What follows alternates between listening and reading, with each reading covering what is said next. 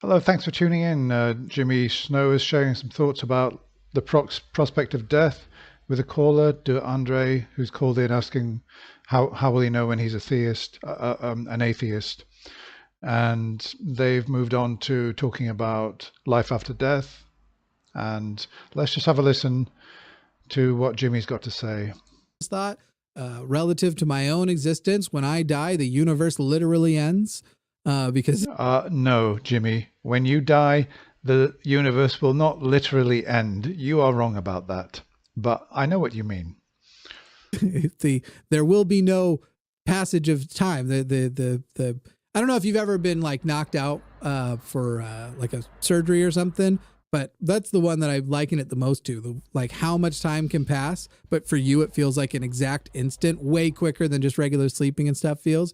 And that's like when I die, when I have my last conscious thought, the moment after my last conscious thought will pass at the same rate relative to my perception as the entire remainder of the universe. Well, he won't have any perception, so that's not really meaningful. When you're dead, you don't have perception, as far as I know. You could, if you could somehow bring me back at any point in that period of time, no matter if it was a billion years or 1 year, for me, the experience of the passage of time would be exactly the same. But my understanding is it'll be, and so death sucks, man. Like this is the thing that whenever it comes up and Matta and I are on together, we usually kind of disagree on this one. He has no qualms with death, might be because he's a little longer in The claim, Matt Dillahunty has no qualms about death. Yeah, I know that he said that, but I really wonder whether that is actually true. And really, the only way that we could find out is if, I don't know, if he was kidnapped and he was in a hostage situation and somebody put a gun to his head and they said, we're going to pull the trigger in 10 seconds and to see how he reacts. My guess is that he'd be a sniveling wreck and would be begging for his life and that he very much would have qualms about death. But I suppose I could be wrong. I know that it's no consolation to me that after death is going to be the same as before death, in the sense that there'll be no perception of time, there'll be absolutely no perception at all, and just absolutely nothing at all for all eternity. I still don't find that palatable. Just like Jimmy says, it sucks. It doesn't only suck, it sucks massively that is going to be the case, but that seems to be how it is. The tooth than I am. I don't know. Maybe it's something you get over as you get a little older. And as you know, Matt is about 175 years old. So I don't know. He's right. I also don't think it's true that the older you are, the more palatable you find death. I've known old people who are dying and they look to me really unhappy about that. Up there with Professor Farnsworth. But for me, it's like, fucking, that sucks, man. There's so many questions I want to see the answers to. And the idea yeah, and I'd like to say that the fact that I'm still waiting for the answers to many questions does not probably even come in the top 10 of my reasons for wanting to live. That actually comes down the list quite significantly.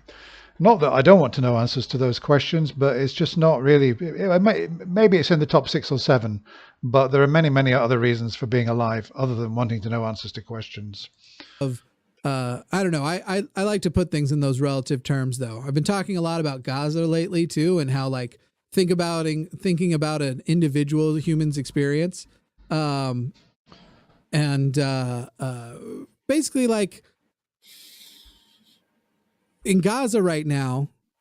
Think about like what you think of if you have any fear of an apocalypse. This is a total aside, but you have a fear of the end of the world, an apocalypse.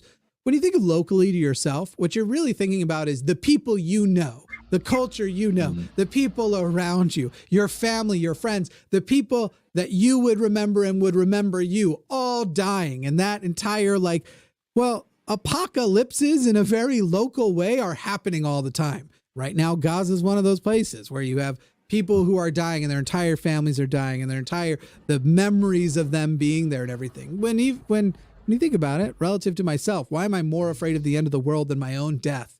When it's the exact same thing relative to me. When I die, the world ends. Like completely. And yet I have more angst about the whole world ending besides me. It's just shit like that, man. I think it's just. Well, probably not. I would probably say that when Jimmy dies, his world will end. The world won't end as such. It's like Christopher Hitchens said that the party goes on, but he won't be there. I think I quite like the way that he put it rather than the way that Jimmy is actually framing it. It's meant to suck. So when you're thinking about, I wouldn't factor that into the rest. Yeah, so I think the only other thing I'd like to say is this thing that Mark Twain said about my not being alive wasn't a problem for billions of years before I was alive, and it won't be a problem for the billions of years after I die. There's just one little problem with that, and that is that before you were alive, you were not invested in any kind of reality.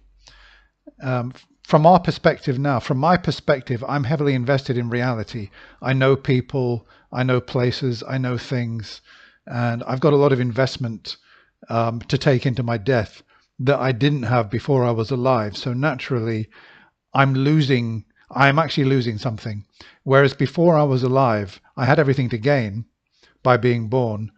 But before I was alive, or before there was any reality to me, there was no investment. There was absolutely nothing. But it's like a money situation. If you're a beggar and you've got no money, and you've got nothing to lose, and then maybe you find some money, and then you lose it again.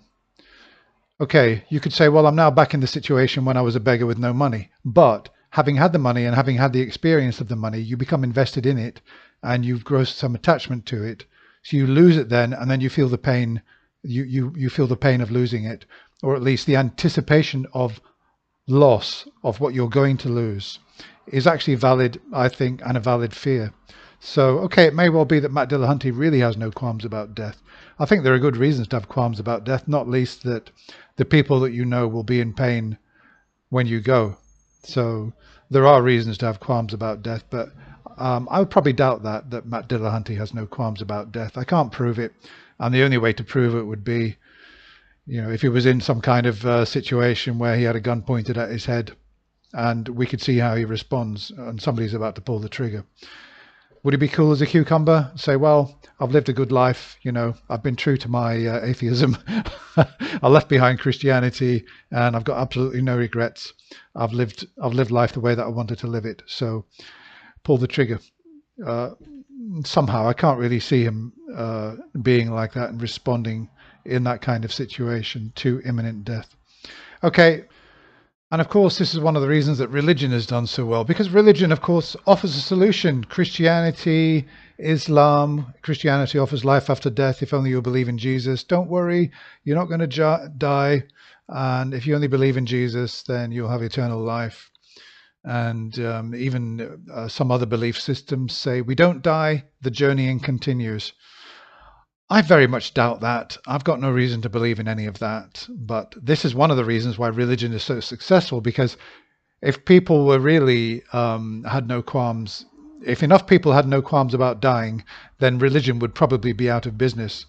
I've got qualms about dying. Yeah, I don't believe in religion. Why? Because I think it's probably a lie. I think it's probably not true. Highly unlikely that there's any life after death based on everything that we know about biology. And I've got no good reason to believe there's any life after death. So might as well face the fact. Okay, thank you very much for watching. Bye for now.